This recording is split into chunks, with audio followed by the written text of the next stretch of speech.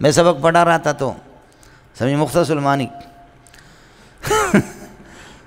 تھوڑا سا اذان میں وقت تھا، میں نے کہا پڑھائیں، تو کچھ طلباء نے جیسے کہ ان کی عادت ہوتی ہے نا ڈیسک کو ہلا کر کے میں نے کہا نہیں سبق ہوگا، پڑھایا، پھر تھوڑی دیر کے بعد کہا میں نے کہا نہیں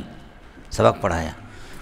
پھر تھوڑی دیر بعد کچھ لڑکوں نے تھکے ہوئے تھے غریب صبح سے پڑھ، میں نے کہا پڑھائیں گے سبق، سمجھے۔ اذان ہو گئی، پھر بھی میں نے سبق پڑھایا، اذان جب ختم ہو گئی نماز کے لیے ہمیں جانا تھا، میں نے کہا بس، تو غصے میں کہا پڑھاؤ پڑھاؤ پڑھاؤ پڑھاؤ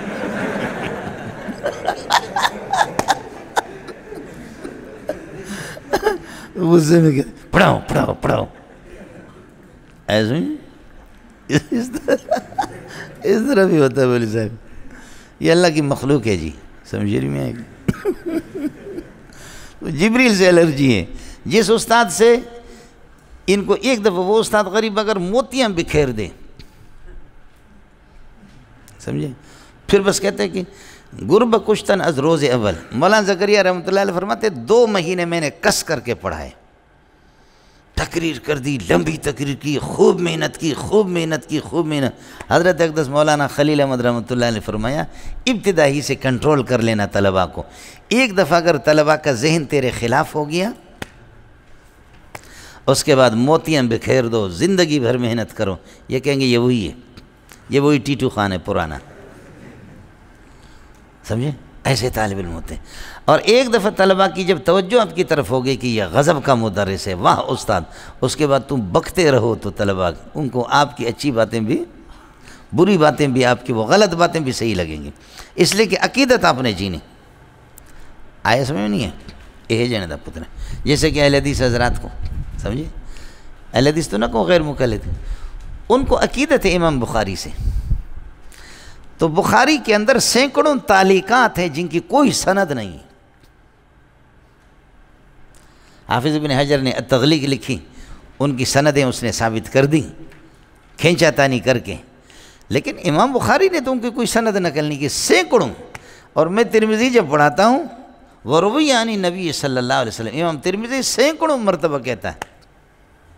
روی عن نبی، تو بابا تو 200 سال کے بعد تیرا انتقال ہو گیا، تو محمد رسول اللہ سے کیسے نقل کر رہا ہے؟ درمیان میں کچھ لوگ ہیں تو کسی راوی کا بھی کوئی ذکر نہیں کرتا، لیکن وروی عن نبی صلی اللہ علیہ وسلم، یہی حال ہے ابو داؤد میں، یہی باقی حدیث کی کتابوں میں، بخاری کا جب یہ حال ہے، سینکڑوں کی تعداد میں تعلیقات ہیں، لیکن ایک عقیدت ہے، جلالت الشان، جلالت الشان ہی تمنع عن تحقیق اسناد ہی، اب سند کی تحقیق سے جلالت شان منع کر رہی، اور ابو حنیفہ سے عداوت ہے تو العداوت تجبرہم علی التحقیق،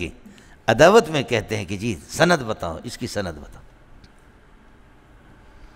سمجھے، اس لیے بڑوں کی بیکار باتیں بھی بڑی ہوتی ہے اور چھوٹوں کی اچھی باتیں بھی بیکار ہوتی ہیں، ایسا سمجھ میں نہیں ہے۔ یہ بڑے بھی اگر گالی بھی دے دیں جس طرح کریں، کہتے حضرت نے فرمایا اور میرے جیسے کچھ کہے تو کہتے بکا، سمجھے، یہ ہوتا ہے مولوی صاحب۔ تو جبریل سے غریب سے الرجی ہے، سمجھے۔ اب منطق کے بارے میں اپنے عقیدہ رکھا ہے کہ جی اس کو پڑھنا نہیں ہے، سمجھے۔ اسے سلیم اللہ نے اعلان کر دیا کہ بھئی اگلے سال ہم سادسے کے بعد تکملہ کا ایک مستقل ایک یہ ہے کہ کلاس رکھیں گے، اور اس میں ہم تکملہ والے ایک عالم، ایک بوڑھا سا انہوں نے قاضی حمید اللہ خان رحمۃ اللہ علیہ سے، انہوں نے حضرت قاضی حمید اللہ خان رحمۃ اللہ علیہ سے حضرت نے فرمایا کہ ہمیں استاد دے دو۔ حضرت بڑے پیارے آدمی تھے، بہت غضب کا قابل تھا حضرت اقدس مولانا قاضی حمید اللہ خان گجرانوالے رحمۃ اللہ علیہ، تو حضرت نے ایک استاد بوڑھا سا بھیجا، کہا کہ بہت ماہر ہے، بہت ماہر ہے، تو شوال کے مہینے میں وہ آ گیا۔ حضرت نے رمضان سے پہلے بھی تقریر کیا سالانہ چھٹی میں، پھر شوال کے ابتدا میں ترغیب دی کہ جن لوگوں نے سادسہ پڑھی ہے وہ مستقل اس کی الگ کلاس ہوگی، منطق پڑھے۔ آپ باور کریں ایک طالب علم بھی نہیں آیا، ایک طالب علم بھی تیار نہیں ہوا۔ اور میں نے یہاں صرف نحو کے جو ہمارے اساتذہ، ابھی ہمارے تو شاخ ادھر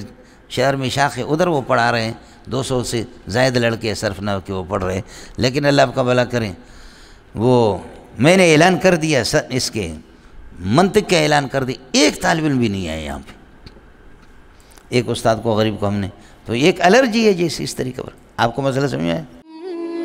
مزید ویڈیوز کے لیے آپ ہمارے فیس بک پیج کو لائک کریں اور ساتھ ہی ہمارے یوٹیوب چینل کو بھی سبسکرائب کریں تاکہ کسی بھی ناگہانی کی صورت میں آپ کو ہماری ویڈیوز بر وقت مل سکے.